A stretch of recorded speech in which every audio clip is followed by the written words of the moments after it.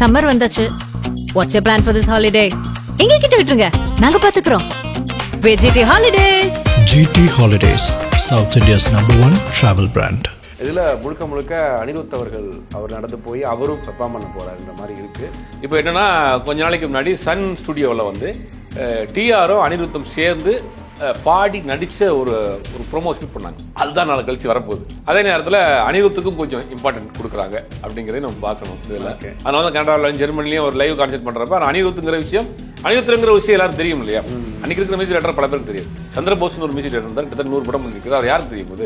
SA. Rajkumar இன்னைக்கு பல வெற்றி படங்கள் கொடுத்துருக்காரு. யாருக்கு தெரியும் போது? அனிருத் எல்லாருக்கும் தெரியுமே.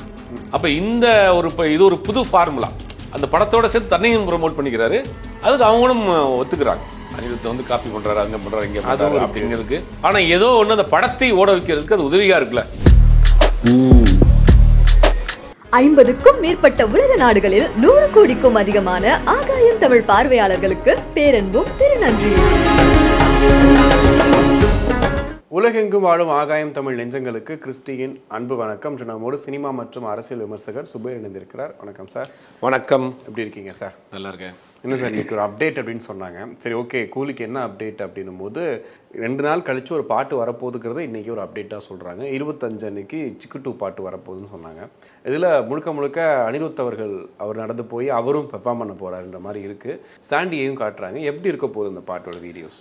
ஒரு கார்ல வந்து இறங்குறாரு, மஹேந்திரா கார்ல. மஹேந்திரா ஆடா எலக்ட்ரிக் கார்டை ப்ரொமோஷனாக தெரியல, வந்து இறங்குறாரு. அப்புறம் முடிச்சிடலாமா ரஜினி ஸ்டைல்லையே சொல்றாரு. அப்புறம் உள்ள இருந்து ஒரு வாட்சிலேயே ஒரு வால் மாதிரி ஒன்று பண்ணி வச்சிருக்காங்க. அதான் கூலியோட சிக்னேச்சர். ஏதோ ஒரு வாட்ச் அந்த படத்தில் ஒரு முக்கியமான கோல்டு வாட்ச் ஒரு முக்கியமான ரோல் பண்ணுதுங்கிறத சிம்பாலிக்காக காட்டுறாங்க போல. அதை எடுத்துட்டு ஒரு ஸ்டுடியோக்குள்ளே போறாரு. பார்த்தோன்னா இந்த பாட்டு கிடையாது, இந்த பாட்டில் வந்து நம்ம ஒரு கிளாத்தை வச்சு பண்ண போகிறோம், டவலை வச்சு பண்ண போகிறோம்னு ஒரு இதை போடுறாரு, கட்சி வச்சு போடுறாரு. அப்புறம் உள்ளே போகிறப்போ அந்த பிஜிஎம்மோட அந்த அப்படியே அந்த கிளிப்ஸ் முடியுது. இப்போ என்னென்னா, கொஞ்ச நாளைக்கு முன்னாடி சன் ஸ்டுடியோவில் வந்து டிஆரும் அனிருத்தும் சேர்ந்து பாடி நடித்த ஒரு ப்ரோமோ ஷூட் பண்ணாங்க. அதுதான் நாளை கழிச்சு வரப்போகுது. அதுக்கு முன்னாடி ஒரு ஹைப் ஏற்றுறதுக்காக இறங்கியிருக்காங்க. அதாவது சன் பிக்சர்ஸை பொறுத்த வரைக்கும் அவங்க ப்ரொமோஷனில் இறங்கி விட்டார்கள் அப்படிங்கிறது இது காட்டுது. அதே நேரத்தில் அனிருத்துக்கும் கொஞ்சம் இம்பார்ட்டன்ட் கொடுக்குறாங்க அப்படிங்கிறத நம்ம பார்க்கணும் இதில். ஏன்னா அந்த சாங்கில் வந்து அனிருத்தும் டிஆர் தான் ஆடுறாங்க. இடையில அந்த இவர் வந்து போகிற மாதிரியான ஒரு சீக்வன்ஸ் பண்ணியிருக்காங்க போல். அது படத்துக்காக சாங்கா இல்லை ப்ரொமோஷன் சாங்கான்னு தெரியல. ஆனால் ஷூட் பண்ண போகிறாங்க. அதுதான் 25ஆம் தேதி வருது. ஆக்சுவலாக நீங்கள் ஏதாவது சாங் வரும்னு பார்த்தா சாங்குக்கு முன்னாடி ஒரு வரப்போகுதுன்னு சொல்கிறதுக்கு ஒரு வீடியோ ஒன்று போட்டிருக்காங்க. இதுதான் சரியான ப்ரொமோஷன். இது வரைக்கும் அந்த படத்தை பற்றின எந்த செய்தியும் எந்த வீடியோவும் எந்த கிளிம்ஸும் வராமல் அப்படி சைலண்ட்டாக வச்சுட்டு படம் ரிலீஸ் ஆகிற போகிறப்ப ஆரம்பித்து அப்படி ஒன் பை ஒன்னா அவங்க கொண்டு போகிறது வந்து அதான் ப்ராப்பரான ப்ரொமோஷன் டீம். இந்த அனிருத் ஒரு டீமே அப்படிதானே சார் இருக்கு. அனிருத் ஒரு படம் ஒர்க் பண்றாரு, நெல்சன் லோக்கி கூடலாம் ஒர்க் பண்ணும்போது ஒரு ப்ரொமோக்கு ஒரு ப்ரொமோ விடுறாங்க, அதுக்கு ஒரு அப்டேட் விடுறாங்க. இது எல்லாமே பிளான் பண்ணி வச்சிருக்காங்க. பிளான் தான், எல்லாமே பிளான் பண்ணி பக்காவா பண்றாங்க. இல்லை அந்த காம்பினேஷனே இன்னைக்கு இருக்கிறோடைய அந்த 2K கிட்ஸோடைய பல்ஸை பிடிச்சிட்டாங்க. நேற்று வந்து ஜனநாயகனுடைய அந்த பர்த்டே கிளிப்ஸ் கூட பார்த்தீங்கன்னா அதுலேயும் வந்து கரெக்டாக அந்த இதுக்கு என்ன தேவையோ அந்த விஜய் ரசிகர்கள் என்ன போட்டாங்க அங்கே ஆடுவாங்க அப்படின்றத பிடிச்சிருக்காரு. ரெண்டாவது அந்த டீம் வந்து ஃபார்ம் ஆகும். எப்பவுமே சினிமாவில் பார்த்தீங்கன்னா ரொம்ப காலங்காலமாக பாரதி ராஜா, இளையராஜா, மணிரத்னம், பரதராஜா, இளையராஜா, வைரமுத்து அப்படிங்கிற ஒரு காம்பினேஷன் டீம் ஃபார்ம். அவங்களுக்குலாம் ஒரு நல்ல ஒரு மியூச்சுவலான ஒரு அண்டர்ஸ்டாண்டிங். அதே மாதிரி தான் லோகி, இந்த பக்கம் நெல்சன், யஷ்வின், இவங்களாம் நல்ல ஒரு டீம் ஃபார்ம் பண்ணுறாங்க. அது அவங்களுக்கு ஒருத்தர் வந்து ஒரு ஜாலியாக ஒர்க் பண்ணுற விஷயங்கள் வந்து இன்னைக்கு புதுசாக சினிமாவில் ஒரு காலத்தில் வந்து இசையமைப்பாளர்கிட்ட உதாரணம் சொன்ன இளையராஜான்னு வச்சுக்கோங்க. இளையராஜாட்ட மறுபேச்சே கிடையாது. அவர்கிட்ட போய் நீங்கள் ஒரு புது இயக்குனராக ஒரு 2 படம் பண்ண இயக்குனர்னா அவர்கிட்ட போய் நீங்கள் சுச்சுவேஷன் சொல்லிட்டீங்கன்னா அவர் கொடுக்குறதான் பாட்டு. அந்த பாட்டு ஹிட்டு, அது வேற விஷயம். பெருசாக அங்கே அவர்கிட்ட நீங்கள் உட்காந்து பேசுறதுக்கு அங்கே நேரம் இருக்காது. காலையில் சொல்லுவாங்க, நிறையா காலையில் போவோம், ஒரு அரை மணி நேரத்துக்குள்ள 5 பாட்டு போட்டு கொடுத்துட்டாரு வந்துடுறாரு. ஆனால் இன்னைக்கு அப்படி கிடையாது. நீங்கள் அங்கே போகிறாங்க, அங்கேயே சாப்பிட்றாங்க, அங்கேயே தூக்குறாங்க, ஃப்ரெண்டாக விளையாடுறாங்க. அப்போ நம்ம நெல்சன் கூட சொன்னார், அந்த ரூம் அவங்க கம்போசிங் மேலே பூரா வீடியோ கேம் விளையாண்டுட்டு இருக்கானுங்க, ஒருத்தன் படுத்து கிடக்குறான், ஒருத்தன் ஃபுட் ஆர்டர் பண்ணியிருக்கான். அந்த மாதிரி இன்னைக்கு வந்து ஒரு ஜாலியாக வந்து வேலையை செய்வாங்க. அதாவது இது வந்து கிரியேட்டிவிட்டி ஒர்க்கில் வந்து நம்ம பெட்டியை திறந்து உட்காந்து டைப் பண்ணுற என்ட்ரி போட்டது கிடையாது. இது நம்ம பேசிக்கிட்டே இருப்போங்க. பொதுவாகவே இந்த கம்போசிங் எப்படி நடக்கும் அப்படின்னா, இளையராஜா கம்போசிங் விட்டுருங்க. இளையராஜா கம்போசிங் அவர் மட்டும்தான். நீங்கள் சுச்சுவேஷன் சொல்லிட்டீங்கன்னா கரெக்டாக 5 பாட்டு வந்துடும். கரெக்டாக நீங்கள் படத்தில் மேட்ச் பண்ணால் அந்த பாட்டு கரெக்டாக இருக்கும். அது சூப்பர் டூப்பர் ஹிட்டு. அது வேறு விஷயம். மற்ற இசையமைப்பாளர் என்ன பண்ணுவாங்க அப்படின்னா, சில பேர் என்ன பண்ணுவாங்க, நீங்கள் டியூனை சொல்லிவிட்டு அப்புறம் 2 பேரும் உட்காந்து பேசிகிட்டு இருப்பாங்க, ஒரு டீ சாப்பிடுவாங்க, கொஞ்சம் நடந்து போவாங்க, அதை வேறு ஏதாவது பேசிகிட்டு இருப்பாங்க, ஊருக்கு அதை உலகத்தான் பேசிட்டு அப்புறம் ஒரு டியூன் அப்படியே அவங்களுக்கு வரும். ஒவ்வொரு மியூசிக் டைரக்டர் ஒரு இது. ரஹ்மானுடைய மியூசிக் கம்போசிஷன் அது தெரியும் எல்லாருக்கும். மிட் நைட்டில் ஆரம்பித்து விடியகாலம் முடியும். ஃபுல் டீமே கொண்டு உட்கார வச்சிருப்பாரு. எந்த நேரத்தில் யார் தேவைப்படுதோ அவங்களை கூப்பிட்டு வச்சு ரெக்கார்ட் பண்ணி அனுப்பிச்சு விட்ருவாரு. அந்த மாதிரி ஒருத்தவங்களுக்கு. இப்போ இவங்க டீமை பார்த்தா ஒரு ஜாலியான டீமாக இருக்குது. லோகியாக இருக்கட்டும், இந்த நெல்சனாக இருக்கட்டும், இவங்கெல்லாம் வந்து அங்கேயே சாப்பிட்றது படுக்கிறது, நீங்கள் மூடலைன்னா வேலை நாளைக்கு பண்ணுவோம், வேலையை தூக்கி போடு அப்படின்னு போகிறது. அதெல்லாம் வந்து என்னென்னா ஒரு ஃப்ரெஷ்ஷாக ஒரு விஷயத்தை பண்ணுறாங்க, புதுசாக பல விஷயங்கள் பண்ணுறாங்க, ஒரு நல்ல ஒரு வேவ்லென்த்தோட பண்ணுற விஷயம். அதே மாதிரி தான் ஆல்ரெடி லோகியும் இவரும் சேர்ந்து 3-4 பெரிய ஹிட்டை கொடுத்துட்டாங்க. அப்புறம் நல்லா அவங்களுக்கு ஒரு அண்டர்ஸ்டாண்டிங், ஒரு ஜெல்லு, இவர் என்ன சொல்லுவார், இவர் என்ன வரும் அப்படிங்கிற விஷயங்கள்லாம் தெரிஞ்சிருக்காரு. இதே ஏறக்குறைய விஜய்க்கும் லோகிக்கும் பண்ணியிருக்காரு. இதே அனிருத் விஜய்க்கும் அந்த காம்பினேஷனில் பண்ணியிருக்காரு. அப்போ அவருக்கு ஒரு மாஸ் ஹீரோவுக்கு என்ன பண்ணால் கரெக்டாக இருக்கும் அப்படிங்கிற அந்த பேசிக்கும் ஒரு தெரிஞ்சதுனால இவர் ரஜினிகாந்துக்குனா இவர் கொஞ்சம் ஸ்பெஷலாக எடுத்துக்கிட்டார். அனிருத் தெரியும், நல்லா தெரியும் நமக்கு. ஏரில் வாசிப்பார். ஏரில் அதுக்குள்ள தனியாக ஒரு பெட்டி வச்சிருக்காப்புல. இந்த பெட்டியை தூக்கிட்டு அந்த பெட்டியை வச்சு வாசிக்கிறது. அது என்னென்னா சின்ன வயதிலிருந்து பார்த்து பிரமித்த ஒரு நபரை அவர் படத்துக்கு நம்ம ஒர்க் பண்ணுறப்ப அது வந்து நம்ம கூடுதலான ஒரு எஃபெக்ட் போட தோணும் இல்லையா, ஆட்டோமேட்டிக்காக வந்துடும் இல்லையா. அதனால அது அவருக்கு மட்டும் கொஞ்சம் ஸ்பெஷலாக கேர் எடுத்து பண்ணுவார். இந்த டீம்லாம் பார்க்குறப்ப ஒரு சாங் பண்ணியிருக்கிறாங்க. அதை 2 பேருமே நான் பாடி நடிச்சிருக்கிறாங்க. அதனுடைய வீடியோ வரப்போகுதுங்கிறதுக்கு தான் இன்றைக்கி ஒரு வீடியோ வந்துட்டு இருக்காங்க. ஓகே, இப்போ அதிகமாக அனிருத் வந்து இந்த மாதிரி ப்ரமோஸில் பார்க்குறோம், நடிக்கிறாரு. கூடிய சீக்கிரம் அவரும் பெரிய ஸ்க்ரீன் வந்துருவாரோ? நிறையா நடிக்க இல்லை, அவர் இந்த மியூசிக் கான்செப்ட் பண்ணுறாரு வேர்ல்டு வைடு. அது இன்னைக்கு பயங்கரமான பிச்சுக்கிட்டு போகுது. இந்த ப்ரொமோஷன்லாம் அதுக்கு பயன்படும். நீங்கள் அதை யோசிக்கணும். இப்போ நீங்கள் அனிருத்தை மியூசிக் டைரக்டராக ஒரு 4-5 இன்டர்வியூ கொடுத்துன்னு தெரியாது, யாரும் தெரிய போகுது தெரியாது. அது வந்து எங்கே பயன்படும் அப்படின்னா அந்த மியூசிக் கான்செப்ட் நடத்துகிறப்ப அந்த ஃபேம் பயன்படும். இப்போ நீங்கள் ரஜினி ரசிகர் பூரா பார்த்துருப்பாங்க, அப்புறம் நெல்சன் கூட பண்ணுறப்ப அந்த படத்தில் உள்ள எல்லாரும் பார்த்துருப்பாங்க. ஏறக்குறைய அவர் ஒரு படத்தில் ஒரு கேரக்டராக ஆகிட்டார். நீங்கள் படத்தில் நடிக்கிறாரோ இல்லையோ, அந்த படத்தினுடைய ஆரம்பத்திலேருந்து அந்த படம் ப்ரொமோஷன் முடிகிற வரைக்கும் ஏதாவது ஒரு வழியில் அந்த படத்தினுடைய கேரக்டர், ஒரு மியூசிக் டைரக்டர் ஒரு கேரக்டராகவே படுறாரு படம் முழுவதும். அப்படிங்கிற இந்த ஃபேம் வந்து அவர் லைவ் கான்செப்ட் பண்ணுறதுக்கு பயன்படும். அதனால தான் கனடாவிலையும் ஜெர்மனிலையும் ஒரு லைவ் கான்செப்ட் பண்ணுறப்ப அனிருத்துங்கிற விஷயம் எல்லாரும் தெரியும் இல்லையா. அன்னைக்கு இருக்கிற மியூசிக் டைரக்டர் பல பேருக்கு தெரியாது. சந்திரபோஸ்னு ஒரு மியூசிக் டைரக்டர் இருந்தார், கிட்டத்தட்ட 100 படம் பண்ணியிருக்காரு. அவர் யாருக்கு தெரிய போகுது?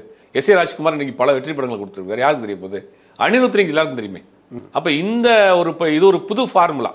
அந்த படத்தோட சேர்த்து தன்னையும் ப்ரொமோட் பண்ணிக்கிறாரு, அதுக்கு அவங்களும் ஒத்துக்கிறாங்க. ஓகே, இப்போ சிக்கு பை பண்ணுறது தான் பார்க்குறோம். ஏன்னா இதுக்கு முன்னாடி அவர் போட்ட பாட்டுலாம் இருக்குது. எல்லாத்துலேயுமே இந்த 2K கிட்ஸை கனெக்ட் பண்ணுறது, ஒரு மாஸ் பிஜிஎம்மா அப்பா அனிருத் சூப்பராக பண்ணிடுறாரு. இந்த வேலையெல்லாம் சூப்பராக பண்ணுறாருல்ல சார். இப்போ 2 விதமான விமர்சனம் அனிருத்துக்கு இருக்குது. அனிருத் வந்து காப்பி பண்ணுறாரு, அங்கே பண்ணுறாரு, இங்கே பண்ணுறாரு அப்படிங்க இருக்கு. ஆனால் ஏதோ ஒன்று அந்த படத்தை ஓட வைக்கிறதுக்கு அது உதவியாக இருக்குல்ல. அனிருத்தால் அந்த படத்தை ஓடுது. அதனால் ஓகே. இப்போ நம்ம ஜனநாயகன் பார்த்தீங்கன்னா இந்த ஆடியோ ஏதோ ஒரு கிளிப்ஸ் விட்டாங்க. அந்த பிஜிஎம் பார்த்தா ஆல்ரெடி இந்தியன் 2ல் போட்டிருக்க பிஜிஎம் மாதிரி இருக்குன்னு போட்டு அதெல்லாம் எடுத்து போட்டு அதில் இது அப்படின்ற மாதிரி மேட்ச் பண்ணி போட்டுட்ருக்காங்க. பட் இதில் பார்க்குறப்ப அது ஃப்ரெஷ்ஷாக இருக்குல்ல. அதான் அந்த காட்சிக்கு என்ன தேவையோ அதை கரெக்டாக போஸ்ட் பண்ணிடுறாரு. அது எங்கேருந்து எடுத்துங்கிறதெல்லாம் முக்கியம் கிடையாது, நமக்கு அந்த ஓடுற ஓட்டத்தில் சரியாக இருக்குது. ஆனால் இந்த மாதிரி இசையமைப்பாளர்கள் பாடலாம் ஒரு 5 வருஷம் கேட்கலாம், 10 வருஷம் கேட்கலாம், காலத்துக்கு நிற்காது.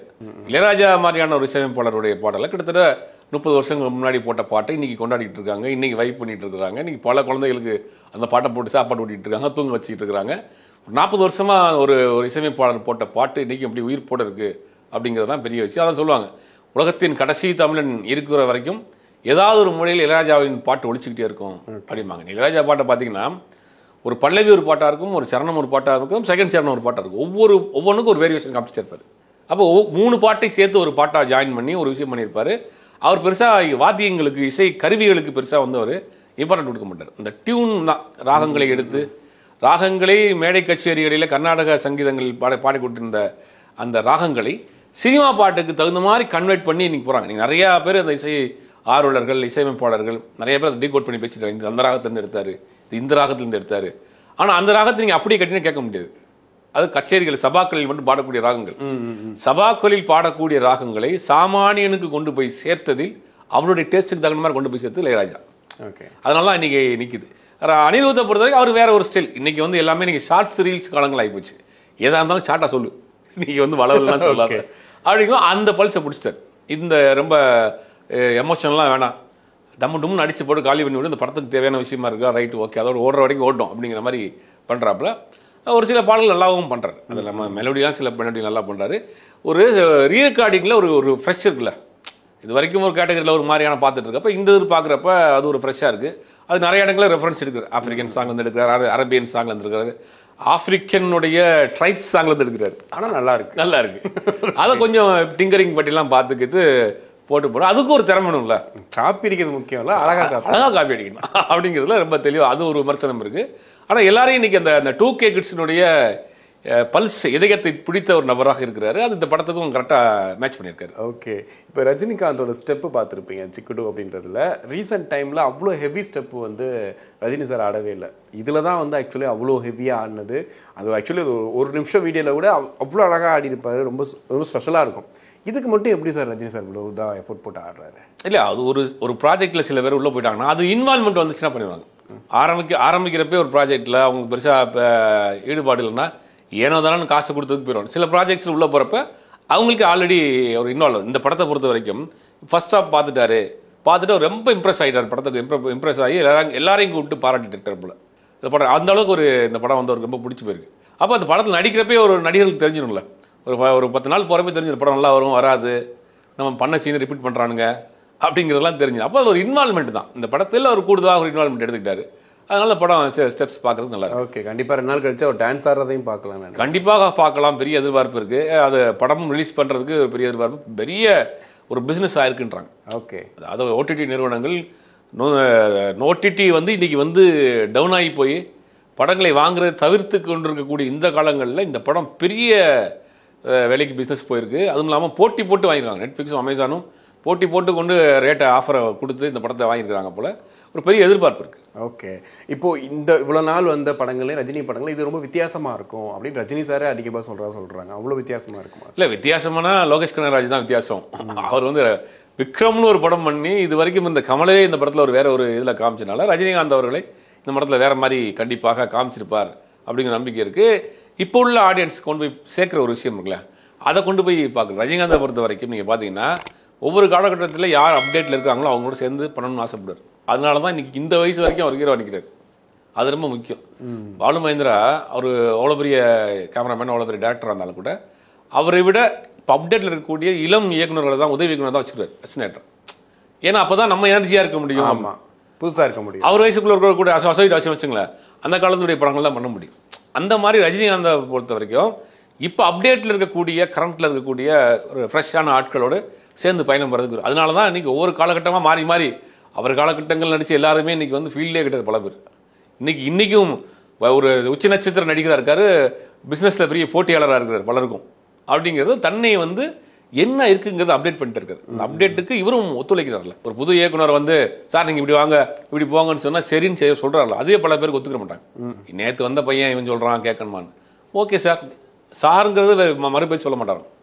இன்றைக்கி வந்து ஒரு புது டேரக்டர் ஒரு படம் பண்ணிட்டு அடுத்த படம் பண்ணி ரஜினிகாந்தோட ரோல் பண்ணுறாருன்னா அவரை வந்து இவர் வந்து சார்னு கூப்பிட்றது, அவங்கள்ட்ட வந்து ரொம்ப ஒரு டேரக்டருக்கு உண்டான மரியாதையை கொடுக்குறதுங்கிறது வந்து அவர் தன்னை வந்து ஒரு அந்த படத்துலலாம் ஃப்ரெஷ்ன்னு நினைக்கிறார். இந்த படத்தில் நடிக்க வந்திருக்குங்கிற மாதிரி அவங்களோட அவர் பழகிற விதம் வந்து அந்த ப்ராடக்ட்டில் வந்து எதிரொலிக்குது.